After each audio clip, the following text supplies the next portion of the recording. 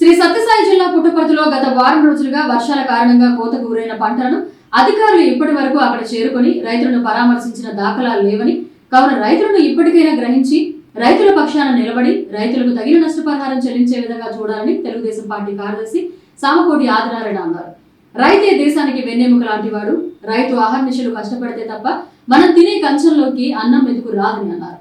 ఈ రోజు దేశవ్యాప్తంగా ప్రతి ఒక్కరు తింటున్నామంటే అది రైతు వల్లేనని అన్నారు. ఇప్పుడు ఎక్కడైనా అధికారులు గ్రహించి చిత్రావతి నది ఒడ్డున ఉన్నటువంటి పంట పొలాలను పరిశీలించి రైతులకు తక్షణమే పంట నష్టపరిహారం చెల్లించి రాబోయే రోజుల్లో ముందుకు ఎలాంటి పరిస్థితులు తలెత్తుకోకుండా చూడాలని సామకోటి ఆదినారాయణ తెలియజేశారు. ఈ కార్యక్రమంలో పుట్టపర్తి నియోజకవర్గం టీఎన్టీయూసీ ప్రధాన కార్యదర్శి రామాంజనేయులు, పుట్ల గంగాద్రి, పుట్ల చిన్నగంగన్న, 6వ ward in charge bakery Naidu, Madineni Murali తదితరులు కార్యక్రమంలో పాల్గొన్నారు. కూతవేటు దూరంలో ఉన్నటువంటి మన చిత్రావతి నదికి ఆనుకొని ఉన్నటువంటి పొలాలు పరిశీలిస్తుంటే మాకు చాలా బాధ అవుతుంది. ఎందుకంటే ఇక్కడ ఎవరు కూడా పెద్ద భూస్వాములు లేరు.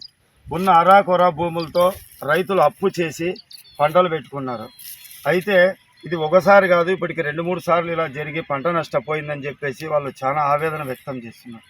ఇప్పటికైనా అధికారులు స్పందించి, జిల్లా కలెక్టర్ గారు స్పందించి రైతులను ఆదుకోవాలి. ఎందుకంటే రైతు బాగుంటేనే మన దేశం బాగుంటుంది. మన దేశానికి వెన్నుముక రైతు. అలాంటి రైతు ఈరోజు ఇబ్బంది పడతాంటే మనం ఏం చేయాలో కూడా అర్థం కాని పరిస్థితుల్లో ఉన్నాం. ఇప్పటికైనా అధికారులు వెంటనే స్పందించి మన దేశానికి వెన్నుముకైనటువంటి రైతుని కాపాడుకోవాల్సిన బాధ్యత మన అందరిపైన ఉంది.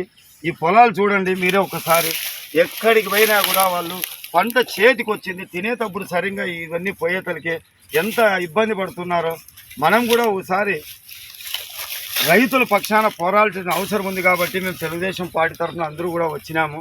చాలా బాధ అవుతుంది ఇది చూస్తుంటే.